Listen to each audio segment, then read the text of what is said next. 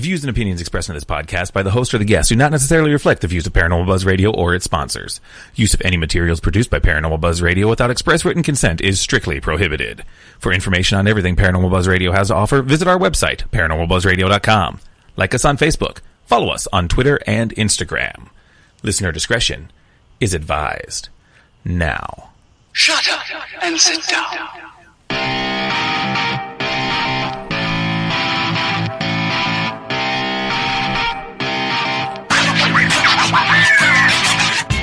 Where do we come from?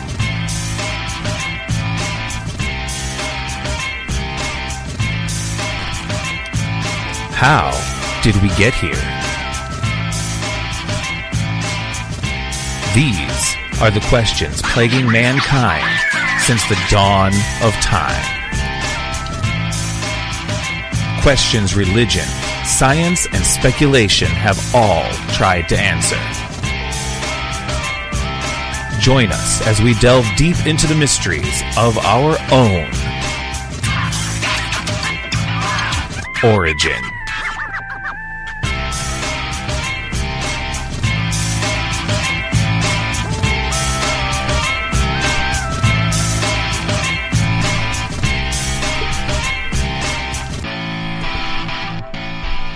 Good evening, ladies and gentlemen, and welcome to this wonderful pre-recorded version of Origin on 9/9/19.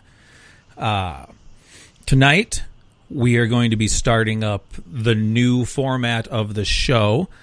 I have prior engagements later tonight, which is why we're doing a pre-recorded session. So for those of you who are going to be listening later and joining in the chat, unfortunately, I won't be around. I don't know if Matt will be around to interact with you while you're listening, but it is there for you to listen to at the normal time, 7:30 p.m. Central, 8:30 Eastern, 5:30 Pacific. It will be available to listen to, and yeah, we're going to try this whole pre-recorded thing for tonight.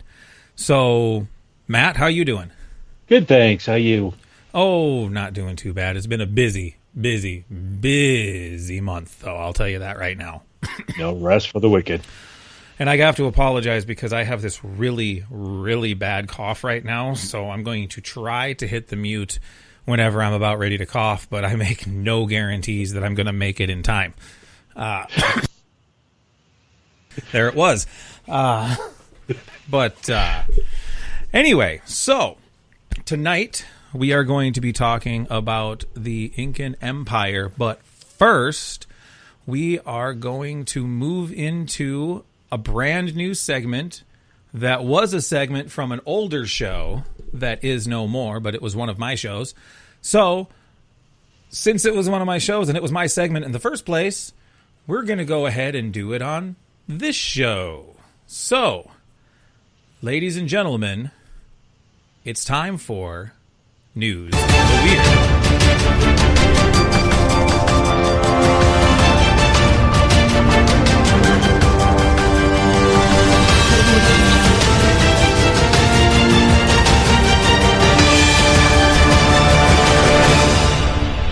And for tonight's News of the Weird segment, Matt has all of the stories. Matt?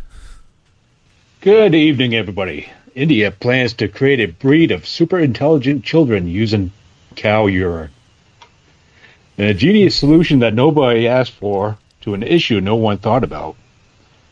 Every parent hopes that their kids will turn out to be the next Mozart-esque prodigy or something, even though the odds are ridiculously low. So in an attempt to shift odds in their favor, India is planning to create highly intellectual children through science using cow piss and dung. What? No. You're kidding, right? Hey, this relates to News of the Weird. Wow. This is definitely News of the Weird. According to the print, government body Rashtriya Kamhenyu Ayog, National Commission for Cows, is working with India's Ministry of Ayush to create a mixture used in Hindu ritual drug using cow urine and feces. Apparently, pregnant Indian women may be able to produce smart, highly intellectual, and healthy children if they took this bovine-based drug regularly. At least that's what the commission claims anyways. So how exactly are they supposed to take this drug? Does it say? I didn't proofread this, so let's carry on. I really hope it's not orally.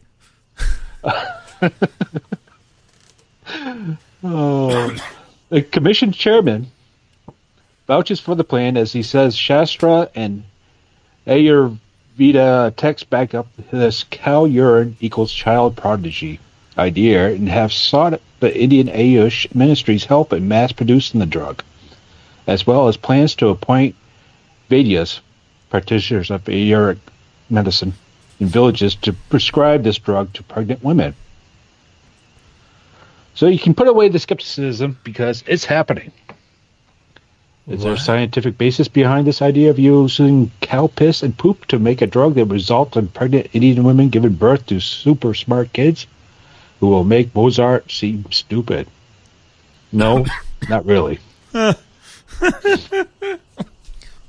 Wow. Wow.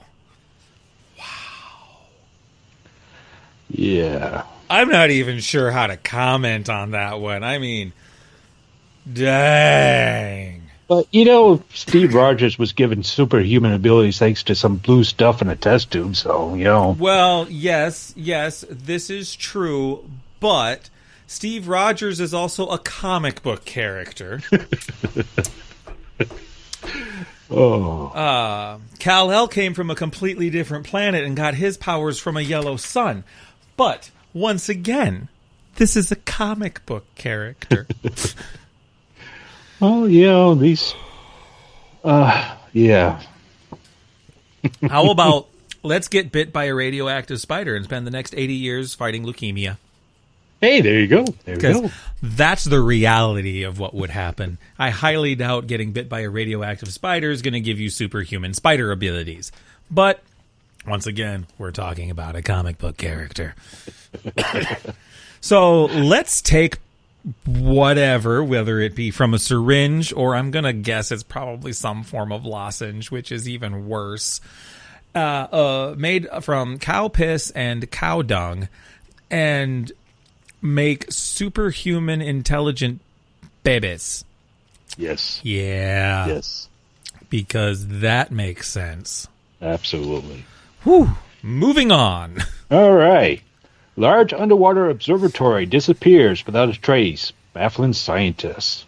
Ooh, mystery. Yes. A large monitoring station used to gather important scientific data in the Baltic Seas has mysteriously vanished. The underwater observatory, which has been on the seafloor since December 2016, is managed by Geomar, Helmholtz Center for Ocean Research Kiel, and the Helmholtz Center Gestach. On August 21st at 8:15 p.m. local time, transmission from the 300,000 euro station came to a sudden halt. Divers were dispatched to the site only to find, much to their astonishment, that the entire structure was gone, save for the shredded transmission cable. The observatory was in a restricted area off the northern coast of Germany. Boats, including fishing vessels, are not allowed into the area. The BBC reported that somebody or a group of individuals removed the observatory remains the most plausible explanation. Look, I'm not saying it was aliens, but... I feel like maybe that's trademarked or copyrighted. Maybe I shouldn't have said that. Oh, those little green men. They have such a sense of humor. Well, it's the grays that are little. The green ones are a little bit bigger. Yeah, a couple meters. Yeah. Anyway, continue, good sir. Continue. Other factors such as a massive storm, heavy currents, or even marine animals were ruled out as potential causes owing to the weight of the instrument. Who or what removed the science station and why is a complete mystery. German police were alerted to the incident and are now investigating, according to Geomar. Bum, bum, bum. You can't hear it on your end, but I'm totally using the mysterious man sound effect in the background when you're talking. Actually, I can hear it. Oh, can you hear it? Oh, that's cool. Yeah. Alrighty. You just can't hear it when I'm playing the intro. Yeah, I actually heard the intro tonight. Oh, wow, cool. Yeah. I got everything working right. Anyway, continue. On to the next one. Unexplained gel-like substance with unusual color found on moon's dark side. Mm-hmm. Space scientists stunned by discovery as China urgently halts all mission of its lunar probe. Yutu-2, the autonomous rover launched from China's Chang'e 4, has sent back photographs of a bizarre gel-like substance on the surface of the moon during its exploration of the rarely photographed far side. The discovery was made on July 28th, but details are only now beginning to emerge from the Beijing Aerospace Control Center. The Chang'e 4 team was preparing to power down the robot rover as part of its regular nap to protect its electronics from the harsh radiation and high temperature while the sun was directly overhead. As they did so, one of the supervising scientists spotted a small crater that seemed to have a strangely shiny appearance. So far, mission scientists haven't been able to determine what the substance is. All the information that has so far been released says that it is gel-like and has an unusual color. I feel like I could insert a really bad joke there, but for the sake of posterity, I'm not going to.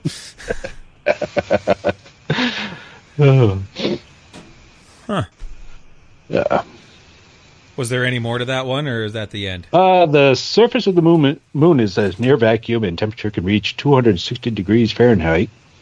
There is no substance known that can remain a gel under these kind of conditions.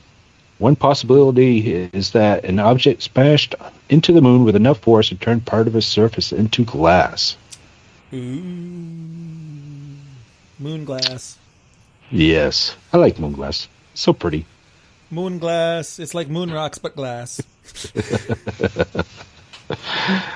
All right. That is all I got for News of the Weird.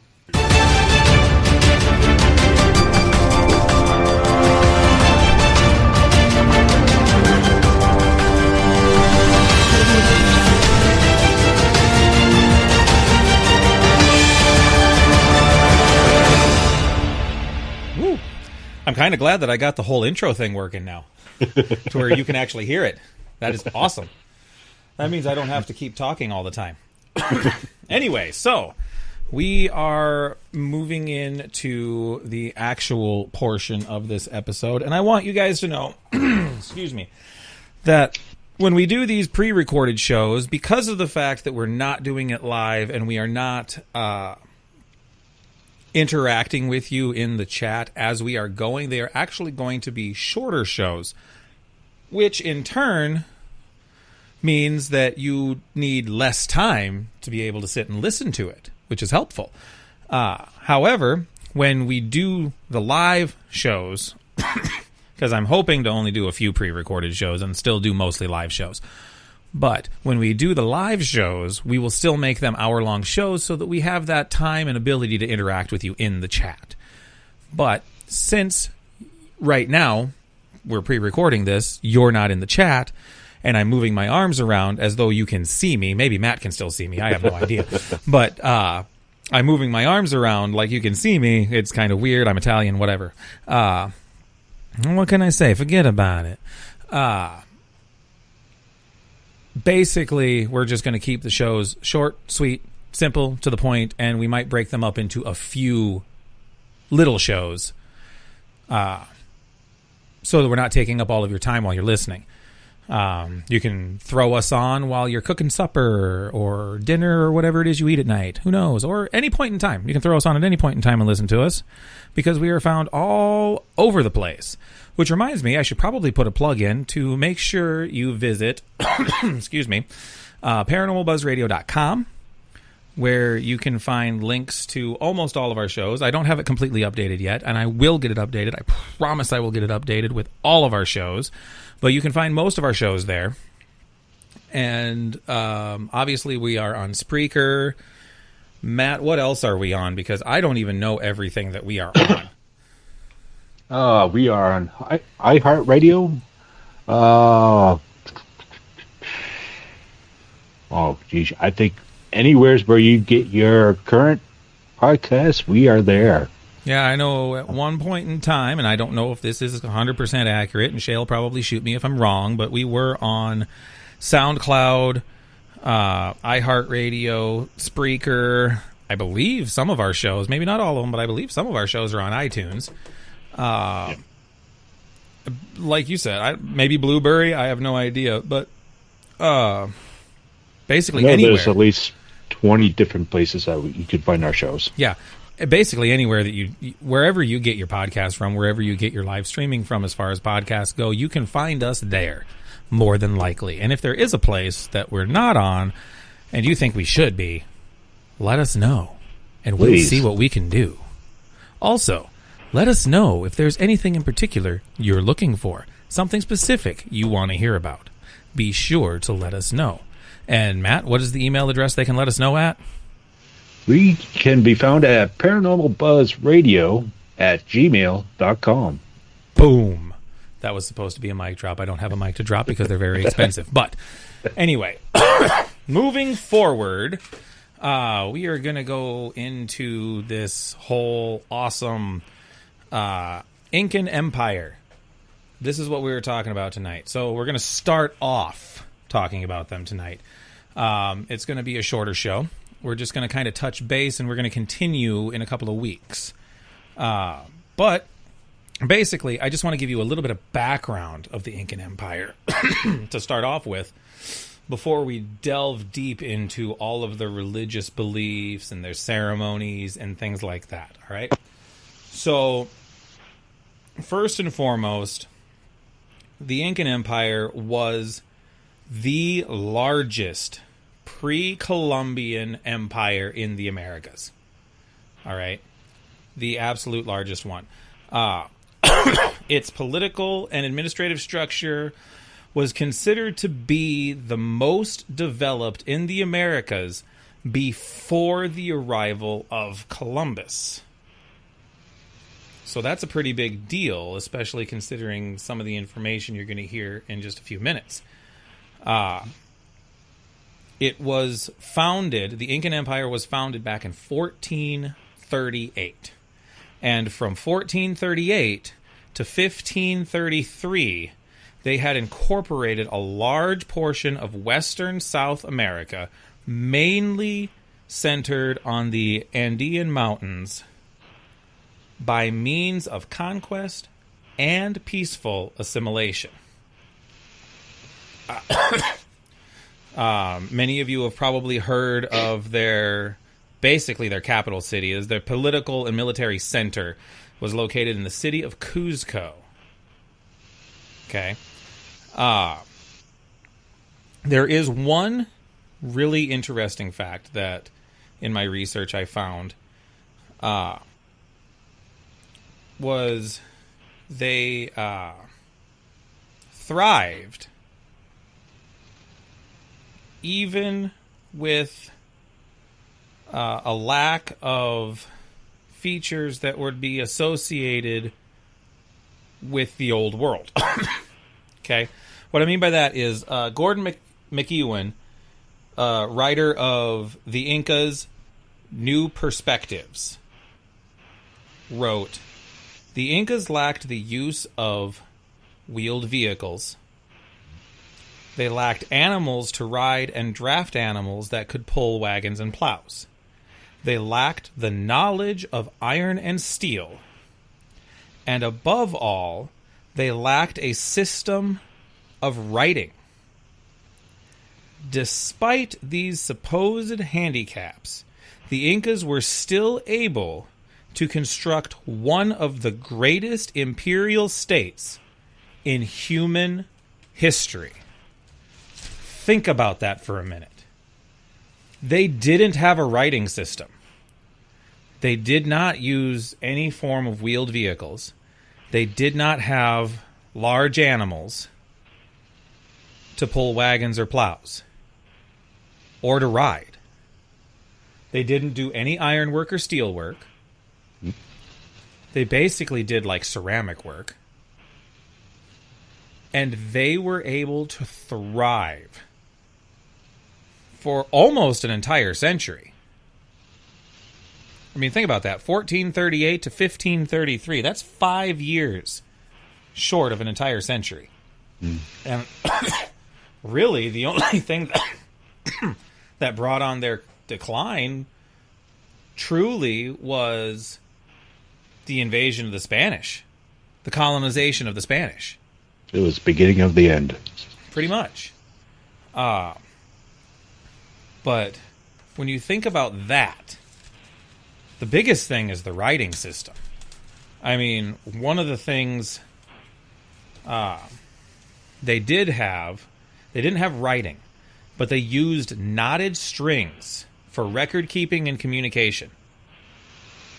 So I'm wondering, I haven't done a whole lot of research into specifically into these knotted strings, but if I were to just fathom a guess, I would almost think that the knotted strings would be almost like a form of Morse code, maybe. It's something similar to an abacus. Something similar to an abacus or something along those lines. Because that's what they used for communication, besides, obviously, spoken language. But as far as record keeping, they really didn't do anything, except for this whole knotted strings thing. So, and despite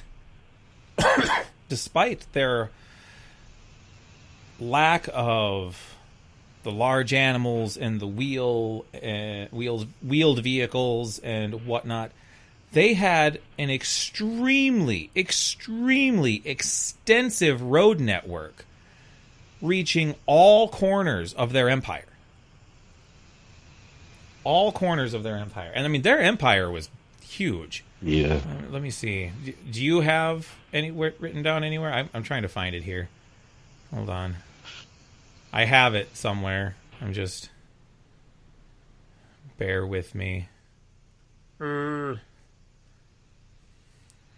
was a list of countries that were included in the empire. Yeah. At its largest, the empire joined Peru, southwest Ecuador,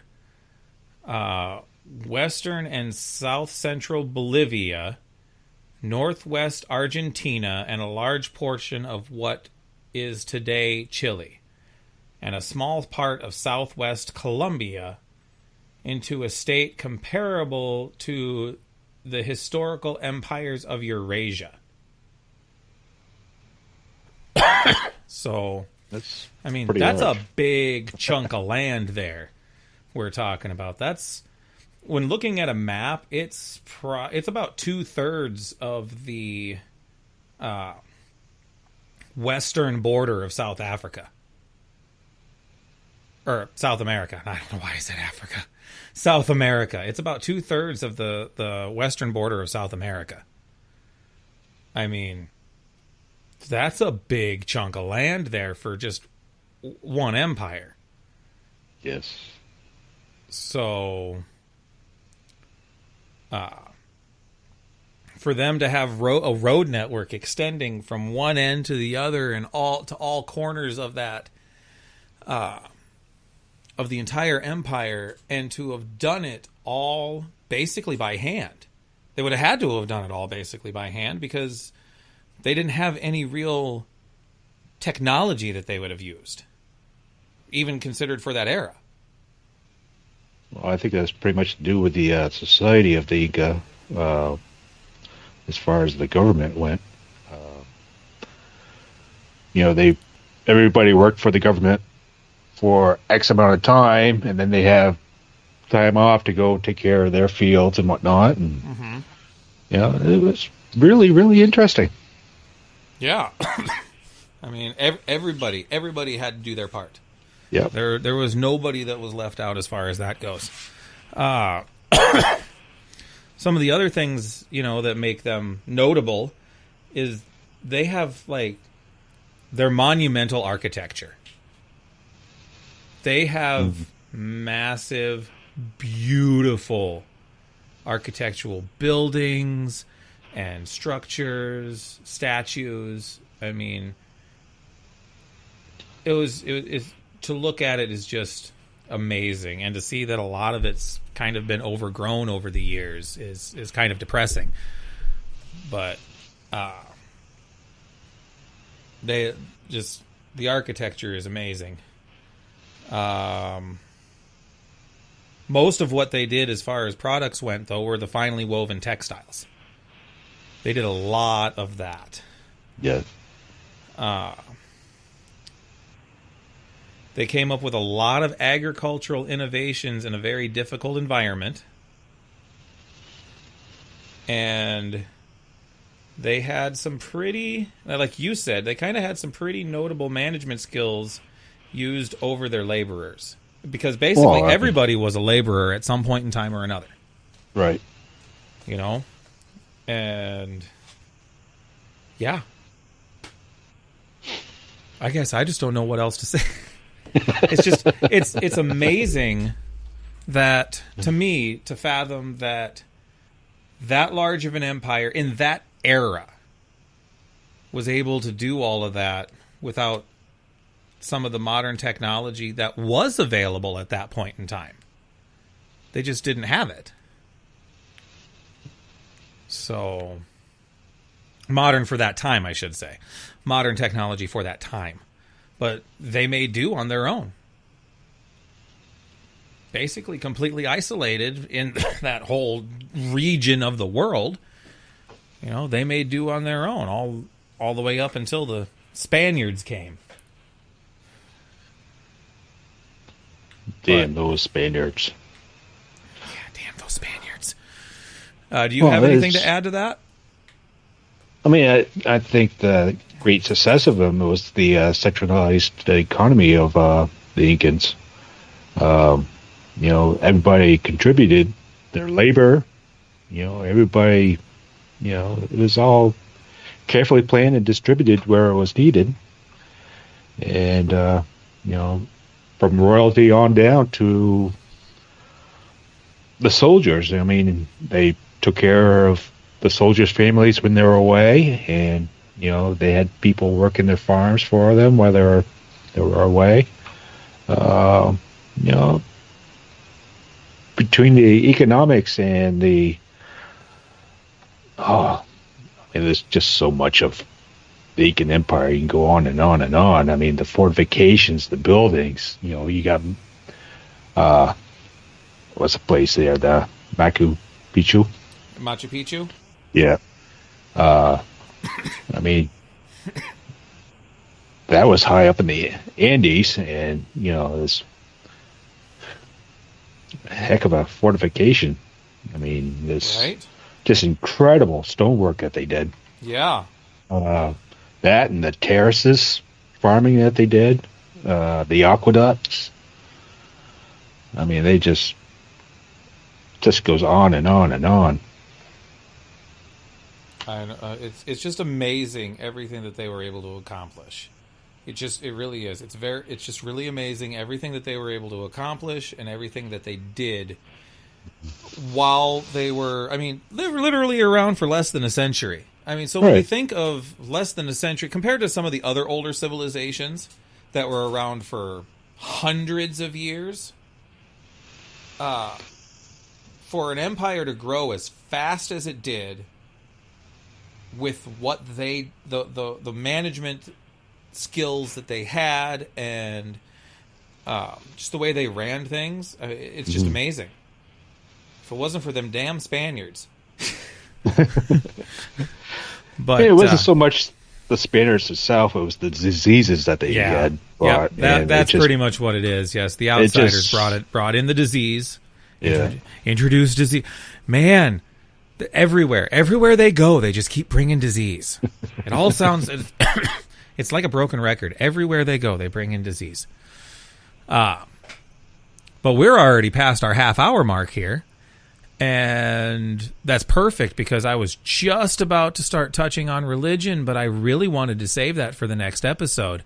This was just supposed to be a bit of an introduction to the Incan Empire. And next time, I think we're going to really delve into the religious beliefs of the Incan Empire and continue on with this discussion. Sounds great. All right. So thank you for listening, ladies and gentlemen. And next time, in 2 weeks, we're going to continue this with the religious beliefs of the Incas. So, tune in again in 2 weeks. Good night, everybody. Good night.